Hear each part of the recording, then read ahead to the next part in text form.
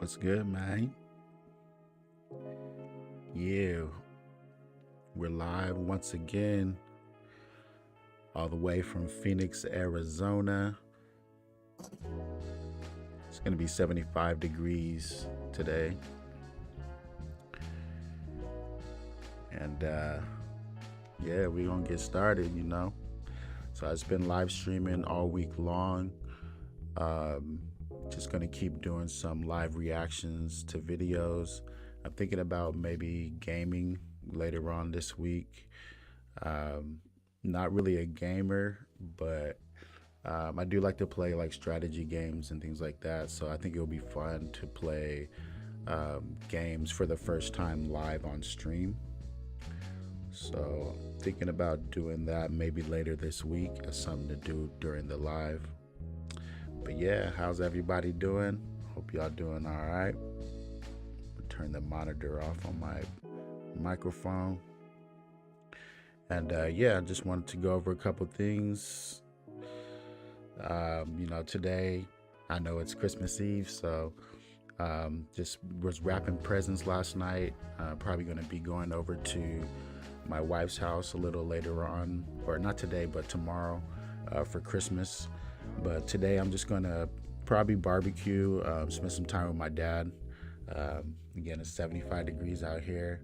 So, I know it's winter time, but in Arizona, this is like when we have pretty much perfect weather. So that's what I'm gonna be doing. And then yesterday I was working on my cinematography reel for 2024.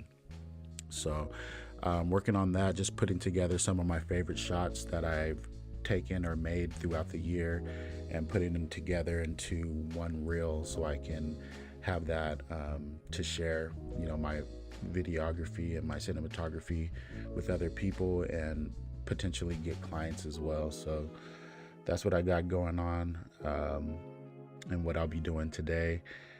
Later on, as far as me streaming and still learning everything about streaming live.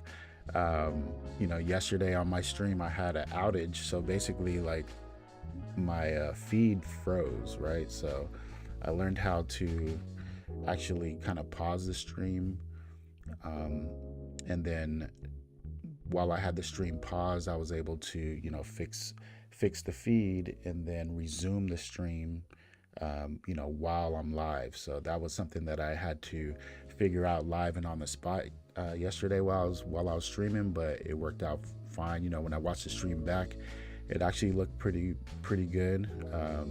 Especially because I used like a card that basically said, I'll be back soon.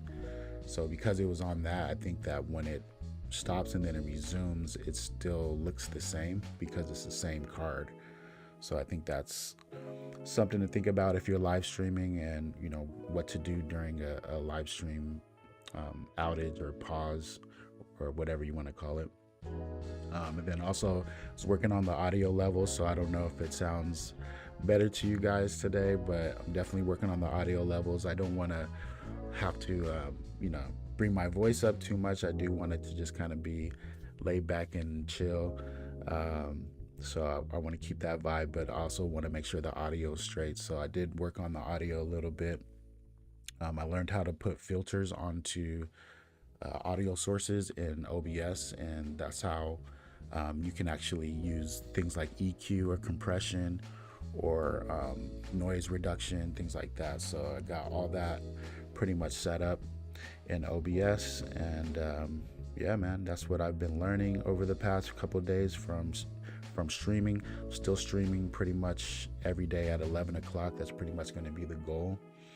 And then other things that I was learning too is in OBS, there are like apps you can get, or free apps or free filters. And one of the filters that I've been using that really kind of helped me with the image that I got, and just color grading the image. And I think the image looks pretty good, but as far as how I was able to achieve that was really because I was able to use things like false color and use a vector scope and waveforms. So if you do any type of video work, and you know about those things, things like false color, where it can help you with your exposure, or vector scope. I use that really for my white balance, so I can try to get, really good white balance here in my room. And to make sure the white balance is always the same, I can use something like that. And you know, I really like the way the white balance looks. So that's how I was able to achieve that. And I learned that just from watching videos on YouTube, and that's how I figured out how to do that in OBS. So yeah, man, that's what's going on. That's what's going on today. So let's get into some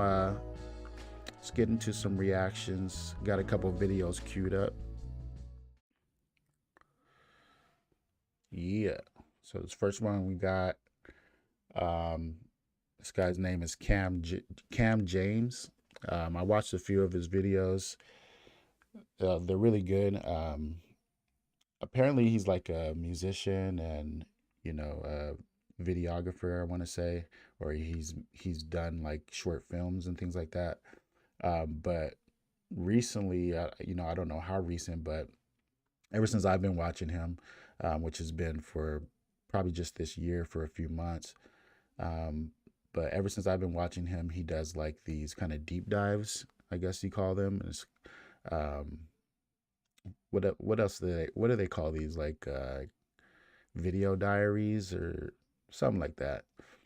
Not diaries, but documentaries, video docs, something like that. So I guess that's kind of what he does. So he deep dives on certain topics, right? Like this one is about Mary Kay. Um, and the title is Mary Kay Aunties. Whoa, my bad. Mary Kay Aunties Scam Black People. So just an interesting title. And Mary Kay, I know that my mom used to sell Mary Kay back in the day. I don't know if it's still like big like it used to be, but I know that different companies kind of do the same thing, just in different ways with different products. You know what I mean? Because Mary Kay could be like the equivalent to like Sheen, or what was the other clothing company, Fashionisha or Fashionista, or whatever it was called, something like that, on Instagram. But yeah, like they would.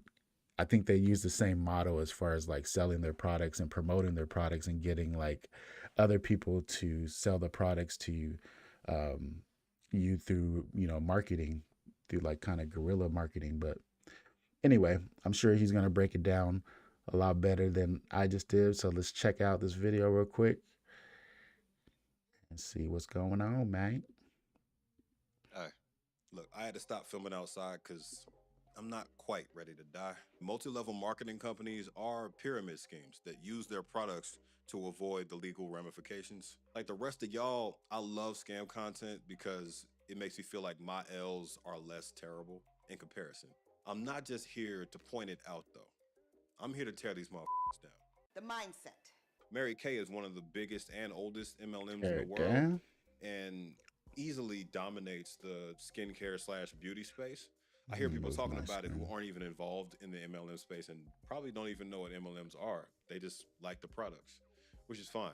Scams can have good products sometimes. This video is about how Mary Kay specifically targets black people in not only America, but overseas as well. Let's get it. Right. Overseas, I Hey didn't know they y'all, was getting it I'm in Chelsea overseas too. Atkins, and this is a day in my life at Mary Kay's seminar as an independent sales director. After grabbing some coffee with my husband, I'm so excited to meet up with my team outside the general session. We don't always get to be together in person like this. I'm a man, so chances are I haven't participated in Mary Kay, right? And you'd be right to make that assumption. I never even had friends that worked with that company, but I keep hearing the name over and over and over again. And I'm sure all the women that watching this are like, yeah, yeah, we know what Mary Kay is. This is not new. But I'm sure there's some men that are like, yeah, I've heard the name, but I don't quite know what they do. Essentially, Mary Kay Ash, Mary Kay Ash, age unknown and never to be told. this now deceased white woman back in the 1900s, as y'all like to refer to my birth century, she was hosting parties, right, as a way to sell this makeup, sell this skincare. All of her initial clientele were white women like her. You recruit who you're around, that's natural. But she threw these parties and sold a gang of makeup and later on developed this model alongside the model of Amway and other companies like that. It's not like she invented it, but she kind of developed it for Mary Kay, where you got an upline and you got people signed up underneath them that send their income up the chain. That's what makes it a scheme. That's what makes it a pyramid scheme. But the products were actually things that women liked. They're good. You know what I'm saying? She probably could have sold them direct the way she was selling them for a long time without that model, but that's not what she chose to do. And today, to fast forward through all the boring shit, Mary Kay is huge. It's on 5 continents and 35 countries. Pretty sure I got that right. Y'all are Damn. probably familiar with this whole invite you to a party scheme if you've ever been baited into one. In the first episode of Deep Dive I didn't know it's popping like that. It's still popping like that. That's crazy. series, I told y'all about me getting baited Got to get that pink Cadillac, man. to a Vima party in college. As I got older, I would encounter people in the grocery store that would be strangers, right? And walk up on me talking about, hey, you look like a snappy dresser, or just some bullshit intro line like that. And me being the gentleman I am and being relatively polite, unless I'm tried, I I would engage these people in small talk, dragging me down this long, winding pitch and story about Man, that's I'm sorry, but that's like the worst. I remember one time I was shopping in like Chandler. I was shopping and some dude came up to me. It was like kind of like he was like following me through the store. It was weird, man. But he came up to me and he I forgot what he asked me, but he was like he had asked me some generic question, like what do you do, what do you do for a living, like I see that.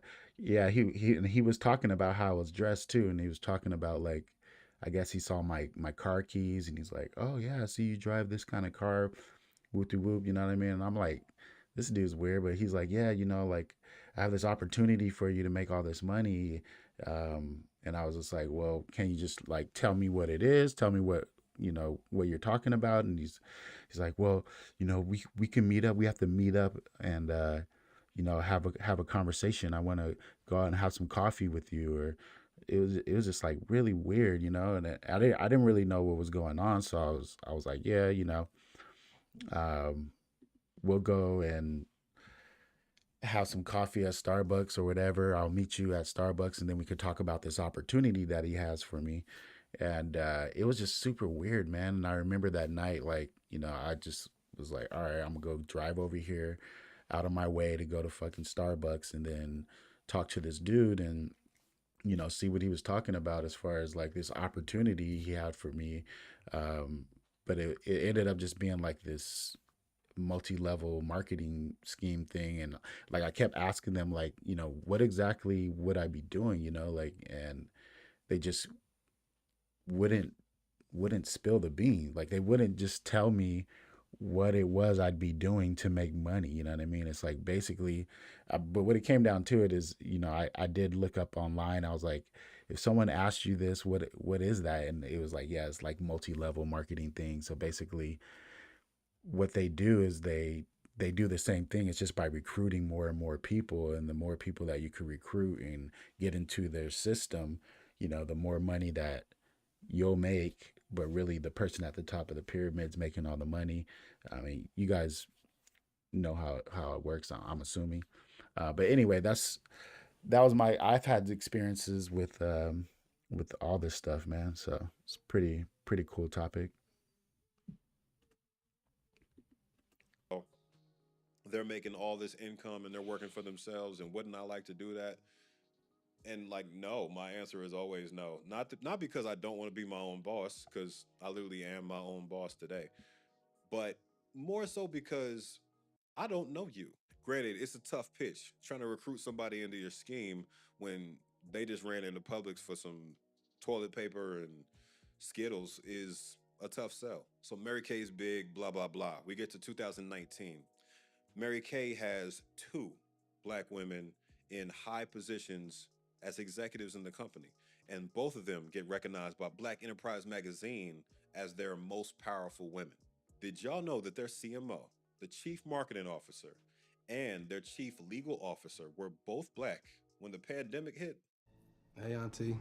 Atkins Green said she's proud of the accomplishment of being considered among the most transformative business leaders of color, and that Mary Kay provides her with the opportunity to mentor and inspire women of all backgrounds to achieve their fullest potential.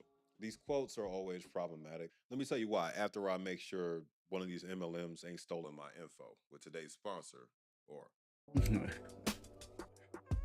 Ethical reacts, man. I'm gonna let his I'll all let right. his sponsor So as go. always, I log in and hit the homepage to see what's happened since I last checked in. The only notification I have is one about an account holder being added to my account. I know that's me since I remember doing it, so we can resolve that one real quick.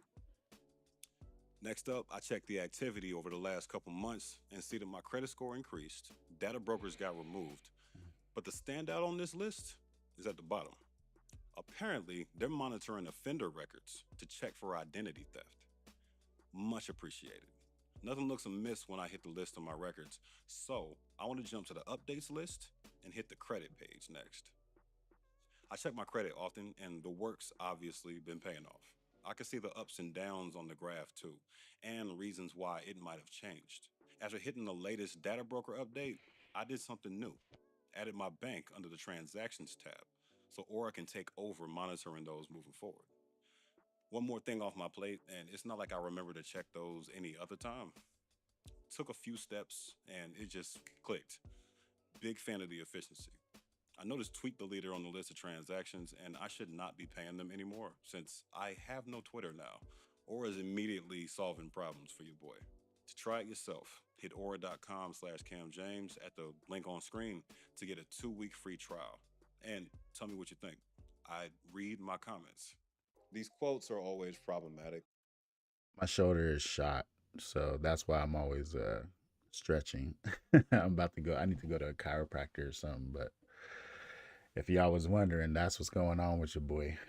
I get it. If you were the executive of a normal company that doesn't have downlines and strange compensation plans and make you think you're running a business when you aren't, then yeah, Atkins joined on the corporate side of Mary Kay, so not as a distributor, back in 2011.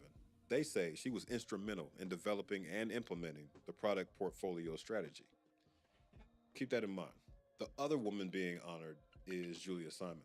She's proud of the accomplishment too, and she says that her team's role is to clear the path for millions of Mary Kay independent beauty consultants around the globe and make sure they have an opportunity to pursue success in their businesses.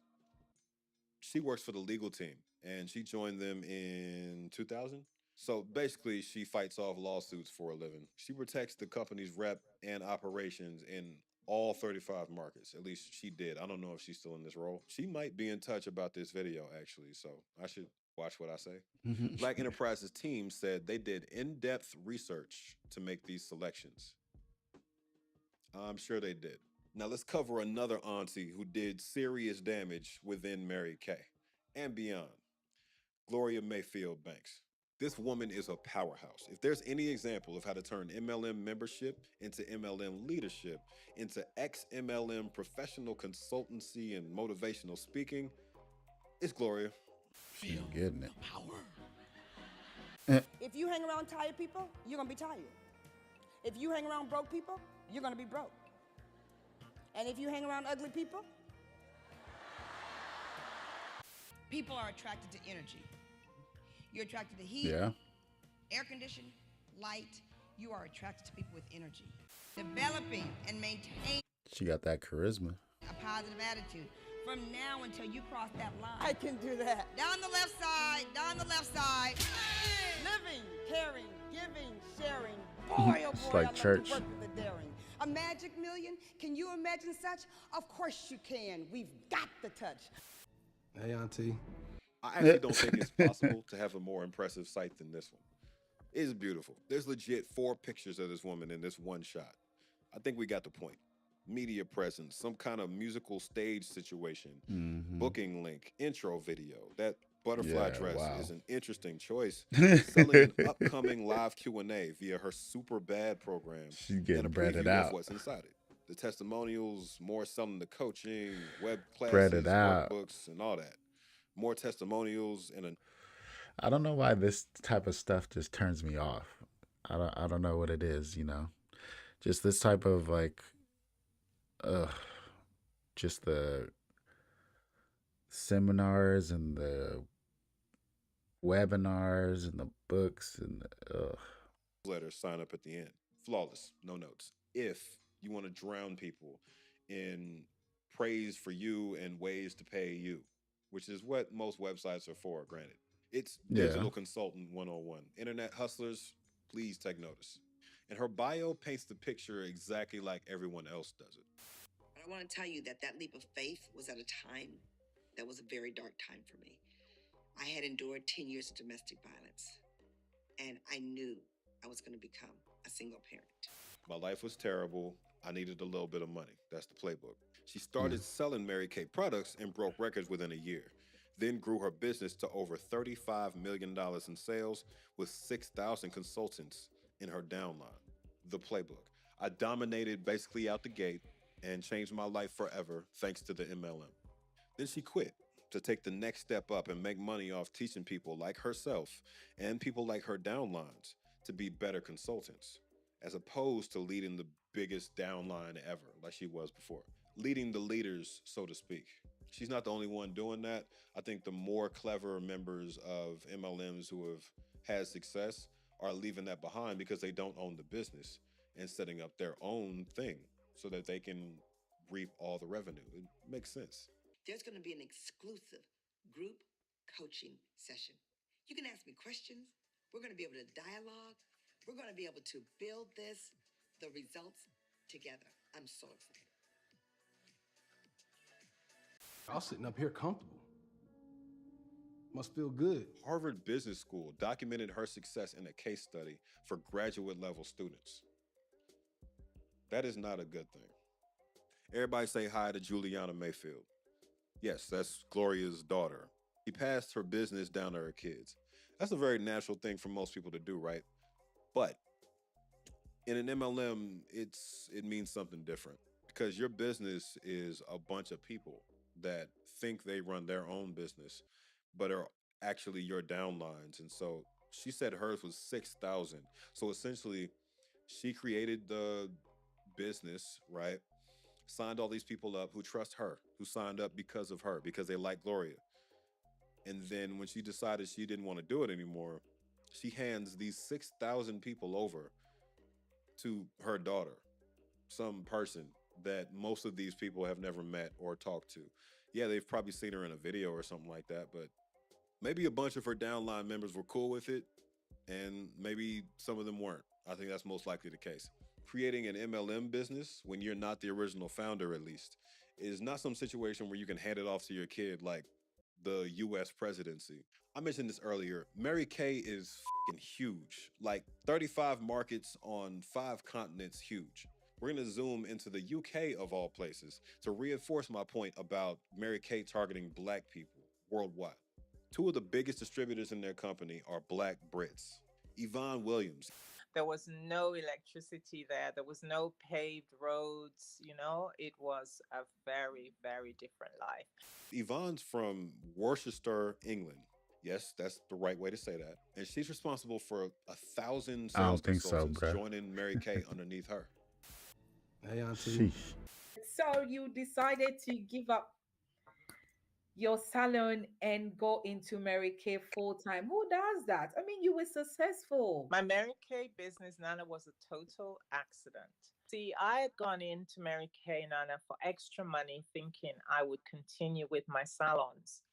But when I saw how amazing Mary Kay could be for me and my family, it was a no-brainer. This can change my life much, much more than my own business. And I What? just saw the opportunity for the women that I was in contact with.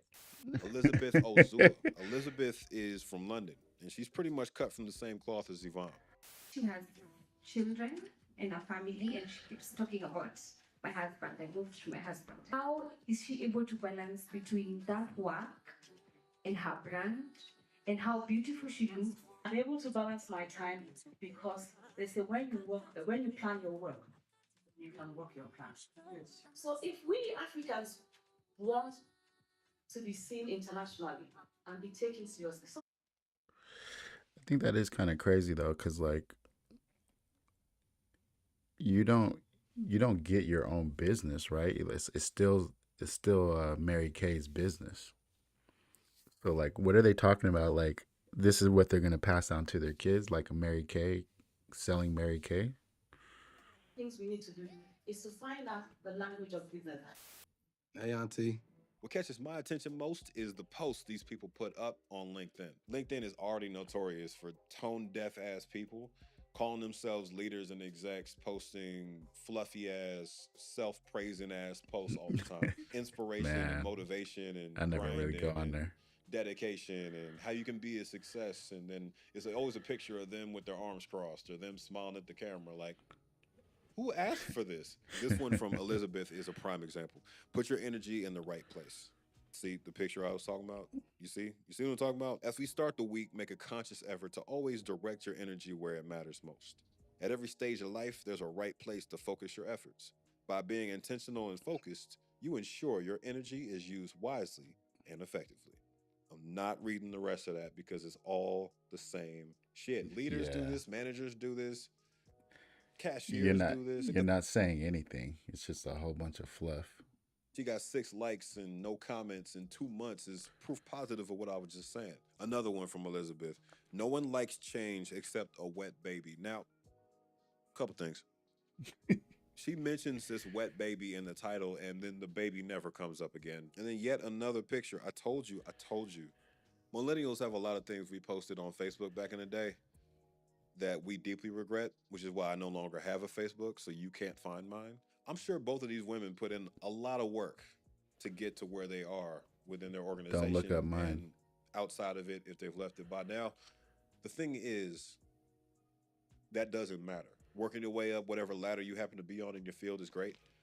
But if it requires subjugating other people and oppressing other people to get to where you got, then all that hard work, all those accomplishments, all those accolades don't mean shit. They don't mean shit to me, at least. When the hard work you put in victimizes countless others in your downline by trapping them in an unsustainable business, you're on the wrong side of the line.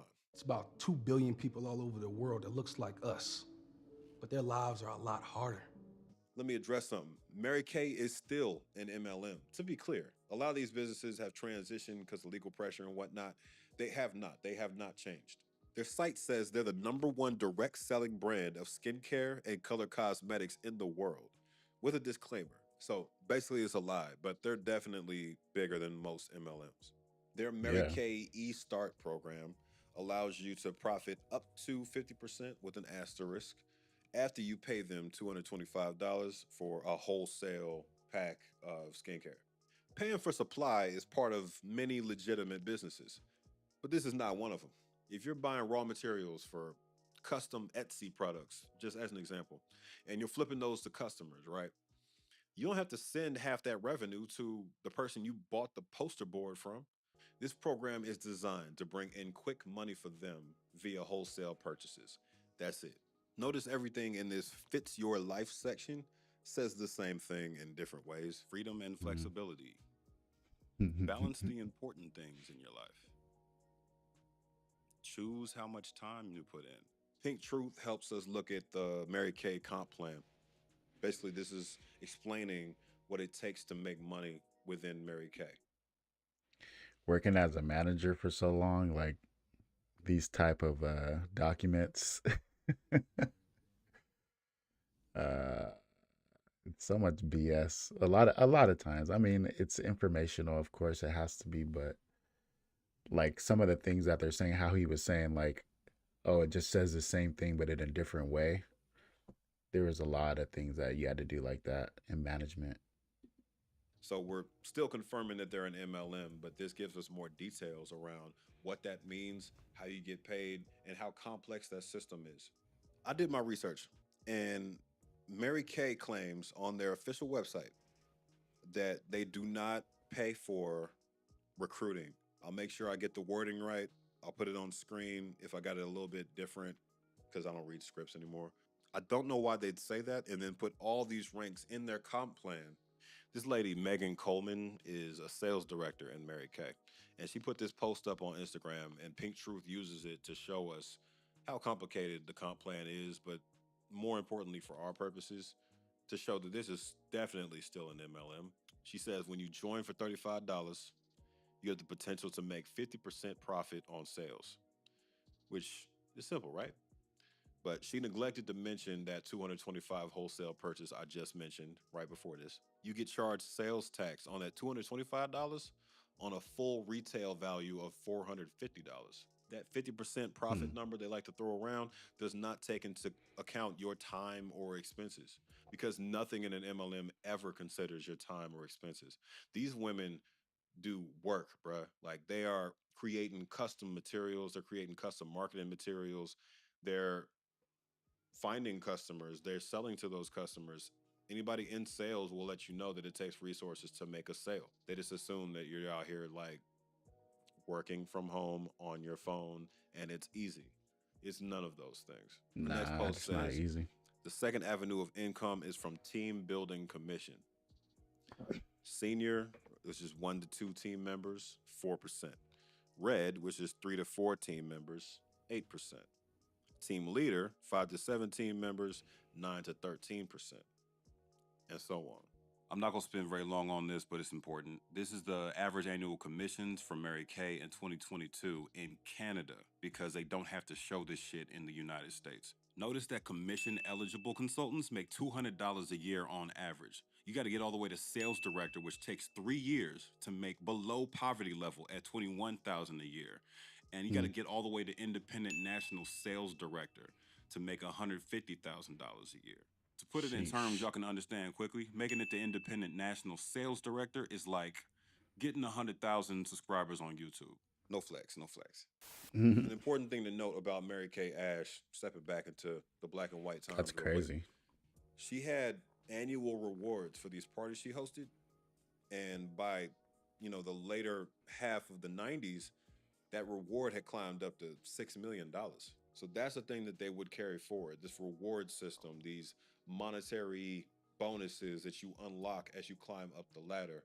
Essentially, most of those are tied to recruiting, which is the fundamental problem. Like any company that rewards you more for recruiting than it does for selling the actual products, good or not, is a scheme every time. Now, I should Hmm. mention that you don't have to team build, you can just sell.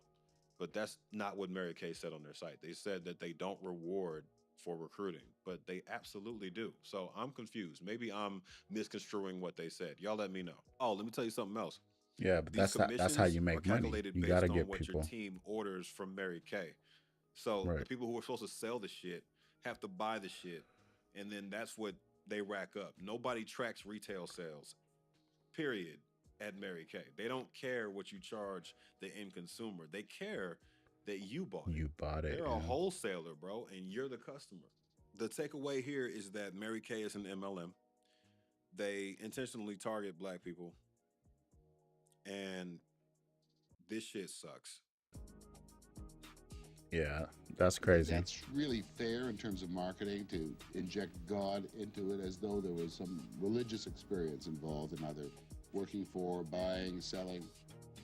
Let me say this. I really feel that our company is where it is today and has been blessed beyond all belief by the fact that God is using our company as a vehicle to help women to become the beautiful creatures that He created. But do you think, in a sense, you're using God? I hope not. I sincerely hope not. I hope He's using me instead. Oh man, she's like, oh, I'm cooking right now too. She said, I'm about to cook you. Yeah, Mary Kay, it's crazy. That was a cool little video. He did some other videos about MLMs too.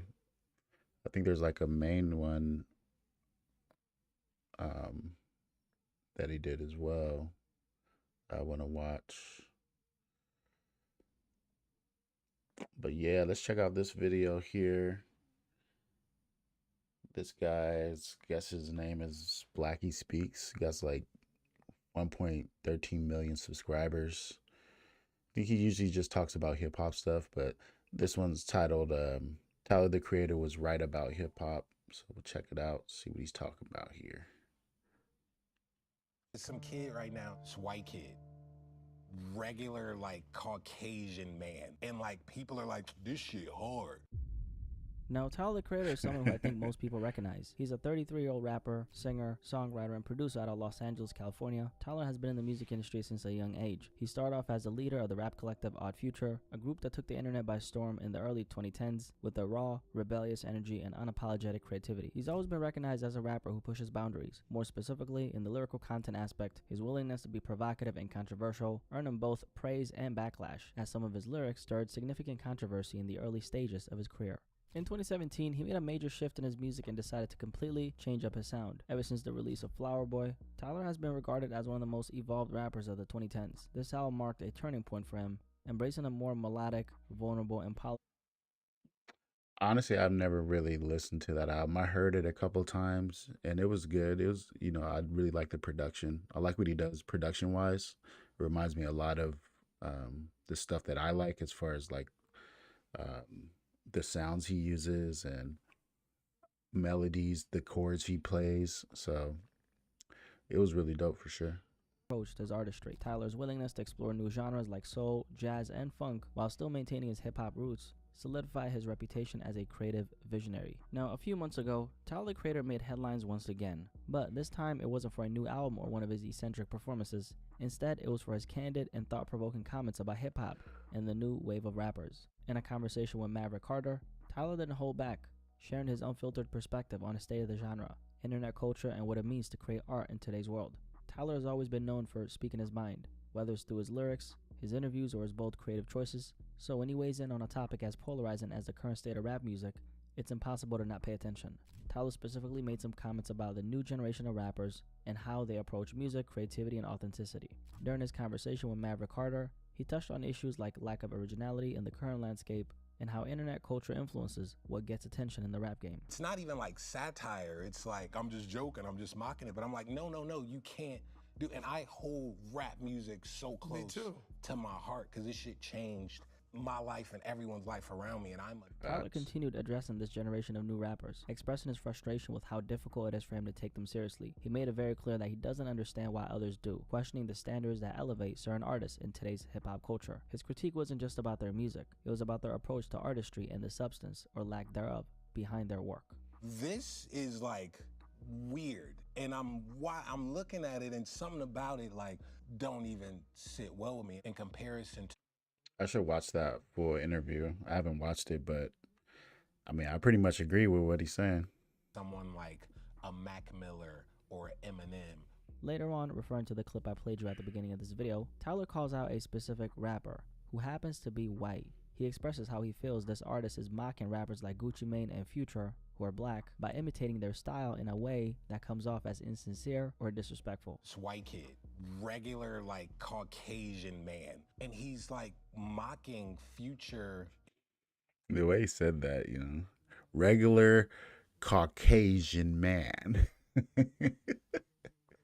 Gucci Mane, like rap music. Now, Tyler didn't mention any names, but people quickly figured out who he was likely referring to. The rapper in question who Tyler was talking about is most likely a 19-year-old artist named Ian, who was born in St. Louis but hails from Dallas. Never heard about. Ian has been blowing up over the past year. I heard about him from this interview. Sparking controversy in certain corners of the music industry, specifically because he's. I don't know anything, man. I'm an old head. White rapper who, as Tyler pointed out, doesn't necessarily sound white. He's faced accusations of culturally appropriating AAVE, which stands for African American Vernacular English, for those who may not be familiar with the term. So while Tyler didn't mention any names, he was most likely referring to Ian. That aside, I'm not familiar with the term. Is that what I speak? AAVE? Yeah. Learning Tyler new was shit making a every much day, bigger man. point about hip hop, the music industry, and how the That little seriousness of the yachty. craft seems to have been stripped from the genre, or at least that's how it feels to him. One of the main points he emphasized was how many artists today seem to be making music purely for money rather than the love of the art itself. Now, this is something we've talked about before, and I've said it before, but I'll say it again. The corporations have such a strong hold on music right now, especially hip-hop. They're the ones deciding what gets pushed to the forefront. There are a lot of great independent acts doing big things, but their success tends to fly under the radar because it's not backed up by the machine. To reach that big level of visibility, where your music is everywhere and your brand is undeniable, you need that industry structure supporting and amplifying you. Although labels are losing their monopoly in so many ways, they still hold the keys to major success overall, and I don't think that's going to change anytime soon. The reality is it takes a crazy amount of money to truly break an artist, especially in the mainstream. We're talking millions of dollars invested just to get the general public to see and hear them. Tyler. Yeah, I mean that's that's facts. You know what I'm saying? It's not free. When we were watching that video about MLMs, I was thinking about like I don't know why it crossed my mind, but I was just thinking about like pay to play shows and like how you basically have to go out and do all the work and how similar that those pay to play shows are to like something like Mary Kay, right? Where they're like, okay, Mary Kay, you can have your own business, right? We can you can make this X amount of money. All you got to do is take this product and go out there, sell it, find people, find people to buy the product and sell it to them for more money, than you bought it from us for. So they would do that with like concert tickets, right? They would basically say, "Hey, here's 100 concert tickets.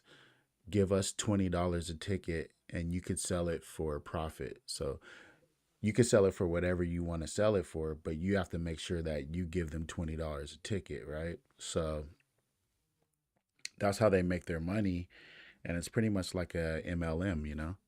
Um, I don't know. I don't know why I started thinking about that, but I think just because they were talking about Tyler the Creator and um, music labels and things like that. But yeah, it made me thinking about that. So like the pay to play things are just like MLMs. You know what I mean? Um, when I think about it, I don't know. What do you guys think about that? Yeah, I don't know if any of you guys play music or do like pay to play shows, but I just always felt like they were kind of like a scam and like a scheme, like a MLM scheme. You know what I'm saying? Yeah. Point obviously hits home, not only because he's obviously speaking facts, but also because he's seen how the music industry has changed over the last, especially decade. Music is so industrialized now because the lucrativeness is placed at the forefront. That's why if you've noticed, major labels tend to gravitate towards a specific type of artist, especially in today's fast-paced social media-driven world, where attention Where is Ice Spice? spans are shorter than ever. A lot of the new artists you see popping up on your timeline 9 times out of 10 have some kind of gimmick attached to their She gone. whether it's their brand, their image, or something else designed to grab attention quickly. And the music isn't even the focal point anymore. While there's a basic threshold of quality that needs to be met, it just needs to be good enough for an audience to latch onto it. What Tyler was talking about hits on so many levels, and even though he didn't outright say it, the music often feels like nothing more than a soundtrack to the packaging they're trying to sell. In the case of this particular artist right here, we have a young white teen rapper heavily leaning on AAVE in his raps, which to many people, including Tyler the Creator, comes across as inauthentic or even fake. It hits people on a deep level, and I don't want to works hear because him. Ian has captured the attention of a lot of people. So the marketing strategy was a success. And what does that mean? It means that this blueprint will be saved. I don't even want to hear. Just looking at him, I don't want to hear the songs. Oh Lord, he sounds just like Future or what? I don't know. I don't know. I don't want reapplied to know. and tested again and again and again until it stops working. And Tyler is someone who's obviously noticed this pattern. A lot of times when we discuss what's happening in hip hop, we tend to hyper focus on the violence, the lack of originality, or the decline of lyrical quality in the music being pushed. But we also need to open up our eyes to cases like these, situations that highlight deeper issues with authenticity and how certain artists are marketed to the masses. This is part of the reason why things in hip hop can feel so formulaic. No genre is above marketing its product, but when it comes to hip hop specifically, it's undeniable that it's the easiest That shot made me think about Farnsworth Bentley too. Like, where's he at? to gain traction in. The Sorry, I got scatterbrain. barrier to entry is so low, which makes it very easy for anyone to step in and make a splash, especially with the right marketing strategy. Sadly, in hip hop, you often have to lean into something, whether it's a stereotype, something that triggers an emotional response, or in many cases, outright degeneracy, as we've seen with certain artists we've discussed before. I hired an AI personal assistant to do literally everything for me. Is I that was your lazy word? today. So in the morning, I had highlight. Many people have come to accept these things as a given when it comes to hip hop. Another aspect Tyler touched on was the mocking part. Specifically, he was referring to this young white rapper who sounds like artists such as Future, someone who's of course the complete opposite in terms of background. Future is black. In general, this has been reality for a long time and is something we see across many different areas of entertainment, but especially music. Black culture has changed countless of lives, yet more often than not, it's not black people who are truly benefiting from their own art form. There are many reasons why things have been built this way, especially when it comes to hip-hop, but to scratch the surface, let's just say that hip-hop has become one of the most exploited genres in music. And sadly, listeners have accepted hip-hop as a genre to be exploited. The corporations, of course, follow suit, because why wouldn't they capitalize on the hundreds of millions of dollars just waiting to be taken? All they have to do is package it, market it, and push it to the masses. So overall, I think Tyler was definitely right about hip-hop, because the issues he brought up go beyond. Oh, it's this guy. I've watched his videos before. He's dope. Just one particular artist or one moment. They reflect a larger problem within the genre and the music industry as a whole. Hip-hop, which started as a raw, authentic expression of black culture, has gradually been diluted and commodified. The focus has shifted from artistry and storytelling to marketability and quick consumption. When Tyler made these comments, a lot of people looked at him and said, hey, look at Tyler talking about himself, claiming he made these comments because he himself came up off of a gimmick. Personally, I think it's undeniable to say that Tyler may have used certain gimmicks early on to express parts of himself, like being controversial or showcasing his edgy personality. What are you saying in your lyrics? Nothing. Shit to piss old white people off like you. Is that right? But at the end of the day, for Tyler, it always came back to the music.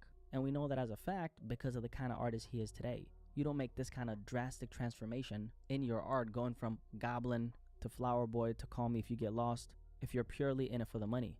Tyler's growth, both as a person and as an artist, believe it or not, and I know some people might not agree with this, I think Tyler could have still reached the level of success he's at today if he stayed on the path he was on. I mean, the old Tyler the Creator is still connected with a massive audience, which at the time was mainly teenage boys. Now a big portion of his fan base does consist of women, but that wasn't always the case, and we know that. Early on, Tyler's audience was primarily teenage boys who resonated with his raw, rebellious energy. Over time, as his sound and artistry evolved, he managed to broaden his appeal without compromising who he is as an artist. Tyler could have easily doubled down on his early gimmicks and still maintained a solid fan base, likely consisting of young men, some of whom might have carried resentment. Yeah, I mean, Tyler, it's crazy how like I used to think about Tyler back in those days, like Goblin days. I remember I used to just be like, I used to just write him off, like, he's not serious. And to look at him now, it's like, damn, like he's one of my favorite artists now. That's weird, but it's pretty tight. Towards women, because let's be real, I think we all remember the things Tyler was saying in his raps back in the day. Although I find that record kind of comical in a lot of ways. At the end of the day, that type of music feeds into a particular energy and audience that thrives on rebellion and anger. Because hey, let's not forget that at the end of the day, misogyny has been a significant part of hip-hop. So doubling down on that would have been very consistent with what tends to sell in the genre anyway. Anyway, if you made it this far, that means that you enjoyed this video. So drop a like for your boys so I can stay being promoted in the algorithm if you love me, okay? Also, if you're new here, my name is Blackie Speaks. Thank you for subscribing. Welcome to the family. Hope you enjoy all the great conversations that we're sharing on here. Tyler the Creator was definitely right about hip-hop if you ask me. That's what I think, but at the end of the day, what I have to say is not the end-all be-all, which is why I want to hear what you have to say about this particular topic. Do you guys think he was right about hip-hop or not? Very curious what you guys have to say, so I'll catch you in the comment section below, but most importantly of all, I'll catch you on the next video. Peace. I'm out. Yeah, that was a tight video. I mean, yeah, I think he's right about hip-hop. I think it's crazy right now. Oh, look, he got a video about Ice Spice, the fall off. That's crazy. Like, Ice Spice was supposed to be like the biggest thing ever. I already knew it was a gimmick. It's just, I don't know. Watch something about her later on. How long is this video? Probably watch one more video. finish up the stream. So this one right here is about Cybertrucks. You guys like Cybertrucks? I think that they're, I mean, they look cool for what it is. It's just like a big kid's toy is what I think of when I see Cybertrucks. But I've seen a lot of things like about how they just weren't engineered well, and there's just a lot of things that keep happening to them, and things are happening to people that own them, and there's been all these recalls and layoffs and just all kind of stuff around the Cybertruck. But we'll watch this video. This one is by the Cavernacle. So if you guys want to check out his channel, we'll watch this. I never watched any of his videos before, but I just wanted to watch this video. It's called "The Cybertruck is Killing People, and Elon Musk will get away with it." All right, let's check it out. So if you subscribed to my channel this year, you might remember me making some videos on the Cybertruck. Now, when I made videos on them, I was largely like making fun of how bad they were. We just had them just generally breaking, but there were some very dangerous things going on, like the pedal, and you guys might remember this video, the pedal covering would slide off and wedge the accelerator to the floor, and this could happen at basically any moment, and the only way you could basically stop it, I think even like turning the engine off. Let me show you something interesting about my Cybertruck is that pedal looks different, right? It's missing this. So a couple days ago I'm driving, and let me see if I can get a good view here. I'm driving, and this goes here. As I'm driving, this I remember that slid up and wedged itself just like that. That's crazy. Right now it's not clipped on, so it's kind of hard to see, but this wedged itself right there. And as you can see, based on the design of the floorboard, this sliding up, and the way this was still hooked onto the pedal, it held the accelerator down 100%. Super dangerous, and That's there's crazy. been numerous like Cybertruck crashes. But what's been happening lately is there's been Cybertruck crashes that have resulted in fatalities that actually kind of follow the same pattern. And I was actually just like researching this video, and I found an article from just over a year ago talking about like how dangerous the Cybertruck could potentially be, and how like it hasn't really passed safety checks. But that's obviously by design. It's the American system, and a lot of cars don't actually have to pass these safety checks. And I want to talk about this today in like the broader conversation of car regulation in the US, because as you guys might know, the Cybertruck isn't allowed in most European countries. I think recently there was a story about a guy who like drove it from Europe, and it has like Albanian plates, but like that's like a loophole he got through so he can drive it, but you can't buy it here. You can't drive it with a British license with, you know, British number plates. So that's for a variety of reasons, because of our road safety and just the, you know, height and weight of cars that are actually allowed in the UK. But the US does not have this same regulation, and actually the mega truck like trend and just sales of cars is absolutely booming in America.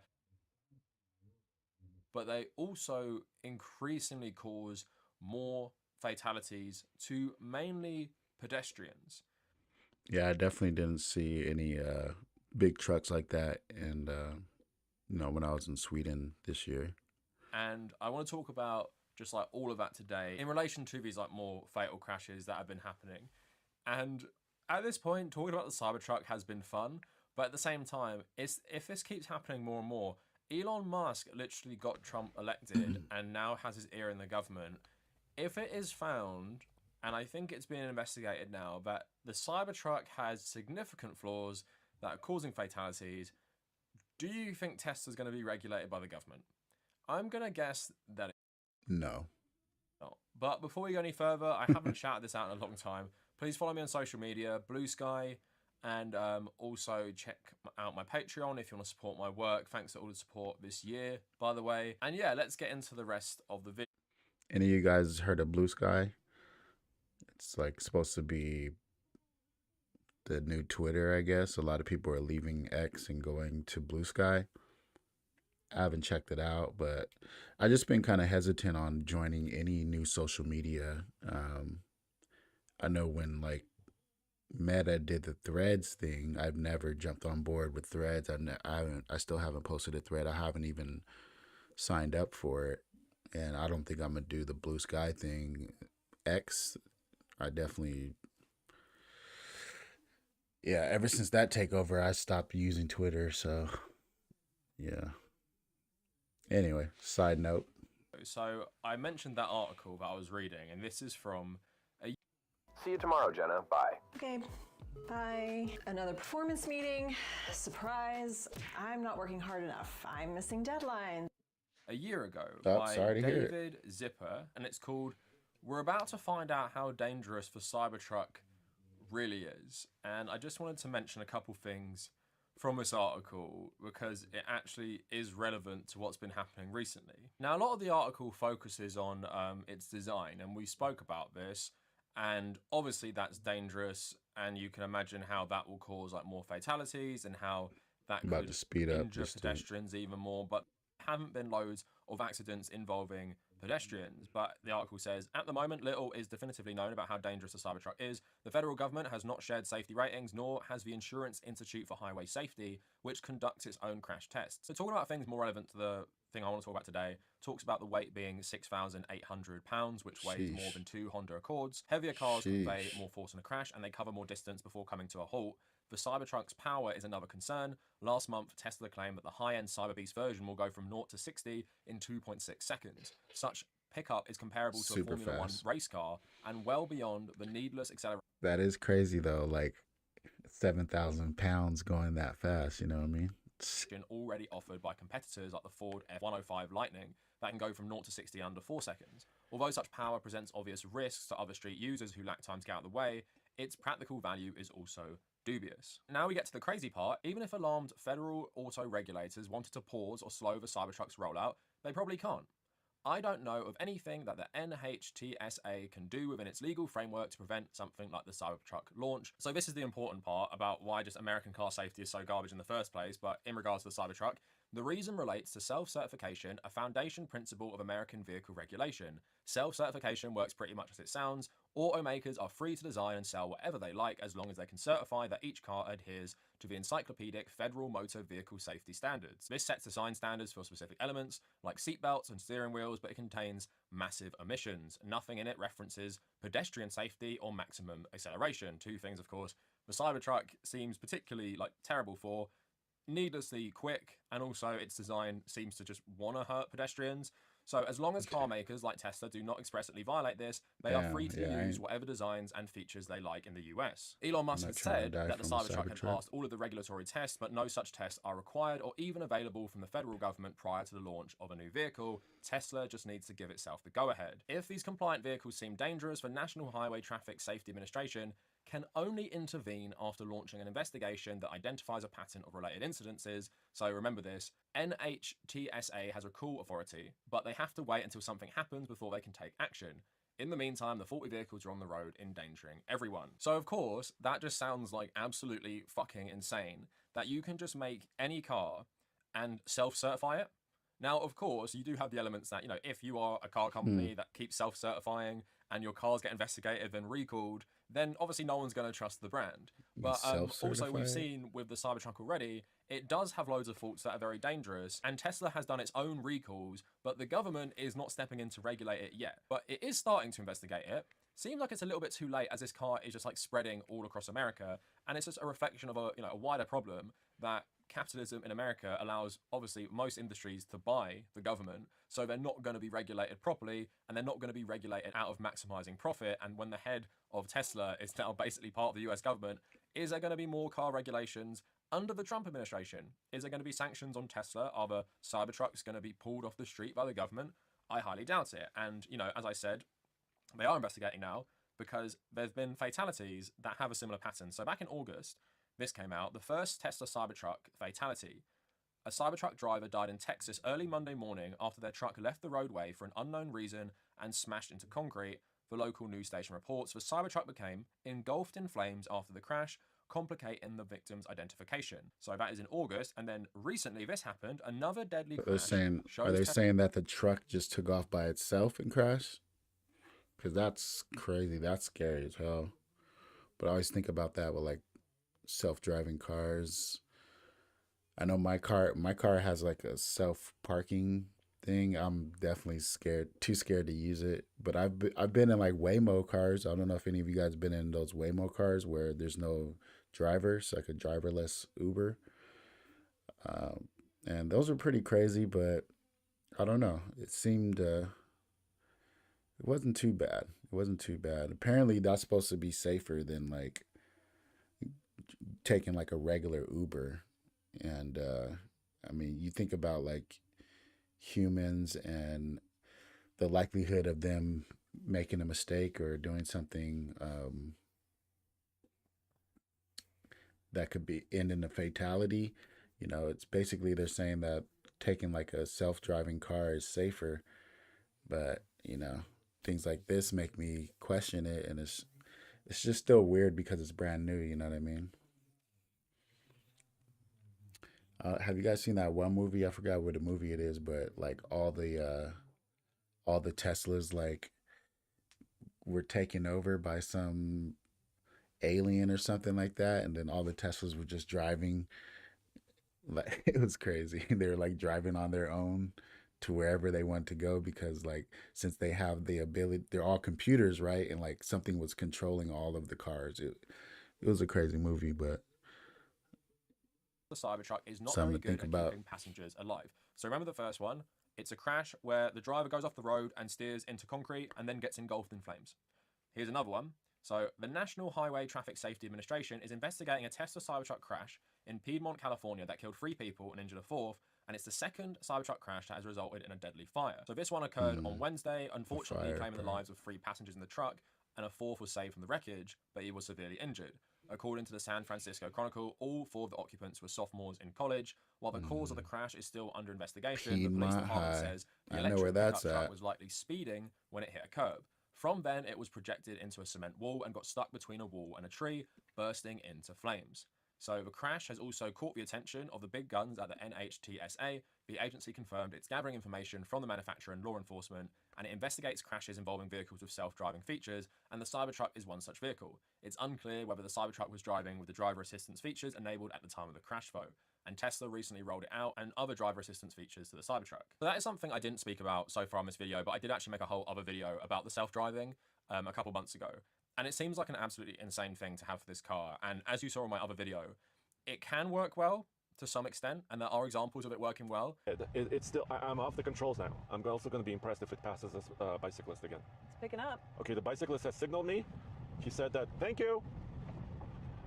She said that go around him. You know what? My last 12 years of off-road experience just went out the window. The truck will now, well, we're not at the hardest parts yet. Let's slow down. Let's slow down. Do you see this? Yeah, I don't know, bro. Oh, wow. Wow. It made that turn. But there are also examples of it trying to drive into oncoming traffic. Here's my visibility. I can see it. It's wide open, so it should just go. Perfect. Ooh, you did it. You see that? Okay. It's hopefully all this traffic or not. Oh, shoot. Sorry. That's not how it's supposed to work. Nope.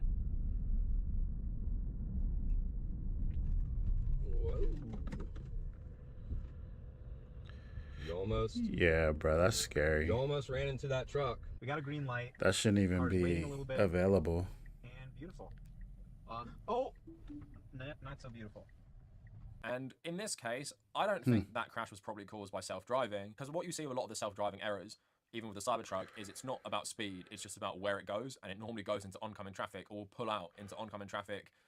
So I don't think it's that. I think it's more like the other person probably losing control of a car that can go that fast. And it seems like this car is both not designed to keep pedestrians safe from it, and also not designed to preserve the life of people crashing in it. If 2 cases in about 5 months of each other have the same outcome, where they crash into concrete and the car basically goes on fire and kills most of the people inside. So it's good that they are trying to investigate it now and see if there is a problem. But as we've seen, there are well-documented problems that go far beyond the self-driving, stuff to do with like the accelerator pedal. Could that have happened here? Could have it got stuck and just went crazy and smashed into a wall? Potentially, could it have been a glitch with the steering system? Could it have been a glitch with the OS? And we've seen that where it can like lock the steering just randomly, but you keep going at speed and these people might panic. So yeah, it seemed like a really dangerous car. But at the moment, while that article originally said it was going to be mostly dangerous to pedestrians, it seems like it's mostly dangerous to the people driving it itself. And in this context, self-certification seems like so absolutely insane when it's driven by like an absolute egomaniac and a guy who hates regulation in Elon Musk. So you're just getting these dangerous cars like roaming the streets and just, in my opinion, being like a time bomb. And it's good, in my opinion, these cars aren't anywhere in Europe. Now, you guys might be asking yourselves, like, what is being done at the moment to stop these mega cars from being everywhere? Is there any regulation incoming? Is there just anything coming to stop this crazy trend of more Americans buying cars like the Cybertruck, which can be so lethal to pedestrians? You might be a little bit disappointed, but I do have a couple other articles to outline this. And here's just some statistics I read from an article called Why Regulators Aren't Taming the US Megacar Crisis by Kia Wilson. And it says, today, megacars account for a staggering 75.9%. So, so is he basically saying that basically there's a problem with mega cars or these really large vehicles in America, which is definitely not like that in Europe, but that's the problem is the,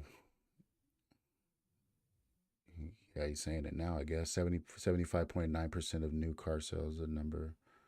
So more people are buying bigger cars? That's up from 53% just 8 years ago, and that's expected to grow despite the fact that people on foot are up to 3 times more likely to be killed when struck by the drivers of such vehicles. The megacar boom is widely acknowledged to be a primary driver of the US pedestrian death crisis, but it's also killing other motorists. The drivers of smaller cars are 158% more likely to be killed by pickup truck drivers in the event of a collision, and 28% more likely if they're struck by someone behind the wheel of an SUV. Despite the mountain of evidence that today's most popular cars are too dangerous for anyone outside the vehicle, the Federal Department of Transportation has long been hesitant to regulate them, and in particular to set limits on how tall, heavy, or aggressively designed the front end of a light truck can legally be. So it seems like with many things in America, from food to cars, where's the regulation? Why is the regulation not coming? There's one answer: money. Money. It's the car manufacturers bribing the government and putting pressure on the government not to regulate them because, yeah, it's going to get in the way of profits, it's going to get in the way of self-regulation by the car industry, and it's going to hurt the increasing sales of these absolutely insane mega trucks. That's kind of weird, but I don't know. I mean, I drive a SUV basically. America, which are so Is that the trend right now? Is that the trend? Am I trendy? About the American people, or does it care about corporations that make cars? Like, you know, we know the answer to that. But I did read an interesting article also about, you know, people trying to tackle this. So Bike Portland, Jonathan Mouse wrote, the days of megatrucks and supersized SUVs are numbered. I don't think this, but it was an interesting article. So New York Assembly member Zoran K. Mamdani, who represents District 36, was on a panel titled Supersized SUVs, Megatrucks and Regulatory Failure. Mamdani is frustrated by federal inaction and has introduced a bill that would tax vehicles based on weight. He wants to de-incentive the purchase of vehicles that have a direct link to the higher likelihood of killing children and people on the streets. It's up to us to make it clear to New Yorkers when they purchase a vehicle of a certain size and a certain weight that it comes with an additional cost, and that cost should be a fiscal cost, not just a moral cost. He goes on to say, what we have is an industry that is almost entirely unregulated, that is pushing larger and larger vehicles, tying into the notions of masculinity. Vehicles that can't even fit inside parking spots, and yet for some reason, they will continue to be allowed to be. I mean, some of them are ridiculous, you know what I mean? Some of these lifted trucks and stuff like that are just like, why? You know what I mean? It's not like they're being used to do work, you know what I mean? Like, there's no functionality to it. It's more of just like, you know, you want your truck to look like this. Oh, my truck, you know, looks badass, but it's like, it's not so you can carry more things or pull more things. It's just for looks. But I don't know. This is kind of weird, you know, because it's like, all right, well, should I get taxed more because, you know, if I do get into an accident, it's, you know, there's higher chances that if I hit a pedestrian, that pedestrian's going to pass away. I don't know. That's crazy. I don't know how that's going to work, but I don't think there should be an extra tax on it, but I don't know. I don't know how big of a problem is this, you know? Sold. The state has a role in incentivizing the way in which the market acts. If the state puts additional costs on certain sizes of vehicles, then I think it creates an opening for there to be smaller vehicles. I believe if there's a clash between the market and the state can and should win. You must try and influence the market itself because the market is driven only by profit, and it is a sad fact that you can make a lot of money making cars that kill people. And so we cannot hope that they change, we have to force them to do so. The article just goes on to say, you don't need a policy background to support more regulation. Jessica Hart said, I am here because I don't like big vehicles. I think they are horrible, deadly, and unnecessary. And she lost her 5-year-old daughter, Alice, who was killed in 2021 by the driver of a large I mean, van. I don't see this going anywhere. That's like, you know, especially like cars. Come on. They don't do anything about guns, bro. We have like school shooting all the time, and we're not going to change any of the regulations or anything about guns. So why the hell would they do it for trucks? Biking in a crosswalk. The thing with regulations, this is America. Regulations are paid for in blood, and it's obviously terrible what happened to that woman's daughter. But that's why speed limits are lowered. Like in the UK right now in London, a lot of the speed limits have been reduced to 20. People get really mad about this. I don't think it's such a bad thing because the likelihood of you basically killing someone going 20 miles an hour is way reduced, especially because you might have time to hit the brakes, reducing it even further compared to something like 30. And obviously we know, and if you drive on the roads, you know, most people do not stick to the speed limits. And that as well, we know when the speed limit was 30, a lot of people go 35, 36, 37. So even with that, if people are going 25, 26, 27, that's still a net positive because even though people aren't sticking to this new speed limits, they're not going to be going like 35, 36 in a 20, right? So those things are all good. But again, with a lot of these things, it's paid for in blood, and then the government has to make the decision, do we give in to the lobby groups influencing the policy, and many capitalist governments do this, or do we do something for the people to protect them? And sadly in America, more than most countries, it's almost the corporations who get the favour, despite the fact that they will make profit of killing people through these massive cars. It doesn't actually matter. And of course, as well, with American car culture, public transport is generally pretty rubbish. The whole of like the suburbs is designed around everyone driving. There's actually like no incentive for the government to regulate things if they are in bed with these lobby groups. And also what that New York council member was saying, I even disagree with that because if you're talking about like making these cars more expensive, the Cybertruck costs like $100,000. So if you're putting, let's say, like a 10% tax on that because it's heavier or whatever like that, let's say it's up 10% based on its weight, these people are still going to buy it because it doesn't matter. Yeah, if they you're don't dropping care. 100 They're grand already on a car, spending that money. whether that be on Yeah. finance or you just have the means to drop 100 grand on a car, I don't think an extra 10, 20 or even 30 grand is probably going to make much of a difference to these people. They'll still buy it. The people who are buying these cars won't be turned off by a simple tax. And again, what I feel like they should do is like most of the European Union and the UK, ban cars these size for multiple reasons. But again, even if they investigate Tesla and find that there's something they've done wrong that makes these cars more flammable, I and like to crash, see them again, try. Elon Musk is going to be in charge of stuff in the government soon. They're not going to regulate this, and they're going to continue not to regulate this. Hell And no. when I talk about America, but just general capitalist countries like the UK, it's just like so much shit. Where does is this guy ruined by live? capitalism, like privatizing public services, privatizing water, and then dumping sewage into rivers. And you're just like, this makes so much sense to not privatize these things, to not do things just like purely for profit incentive because that benefits no one but a group of shareholders. But that is just capitalism for you. Nothing is done in the public good. So that's it for the video. Let me know what you guys think in the comments. And if you made it this far, thank you for watching. All right, that was it. Now more than That's it for that video. All right, guys. I think it's about that time. Yeah, man. You know, that was interesting. That was interesting for sure. Taxing on the size of your car, that's crazy. And in America, I definitely don't see that happening at all. But yeah, be safe out there. If you got a Cybertruck, it's all good. I haven't been in one. I've been in a few Teslas. Honestly, I'm not a huge fan of just the car itself, like the design and the way it feels, looks. You know, technology-wise, it's cool and it definitely has some very cool features. But it just doesn't. I don't know. I don't like the interior. But that's just a side note. I am gonna go ahead and get it in out here. Like I said, I'm about to go barbecue out there. So I'm gonna set that up. I was trying to set it up to where I can stream from my phone and maybe just set it up by the grill. So I'll see if I can still do that, and maybe just kind of do that just because it is the holidays. Do like a Christmas type stream, I guess. But yeah, man, I hope you guys enjoyed the stream. You know what I'm saying? Like I was saying last stream, if you guys have suggestions or things that you want me to watch, or even games you want me to play, definitely let me know. You know, and I'll try to do those for you in the future. But I'm gonna get up out of here. Y'all have a good evening. Have a good Christmas. Happy holidays. If I don't stream tomorrow, I will see you guys probably on Thursday. So be easy. Yeah. Peace.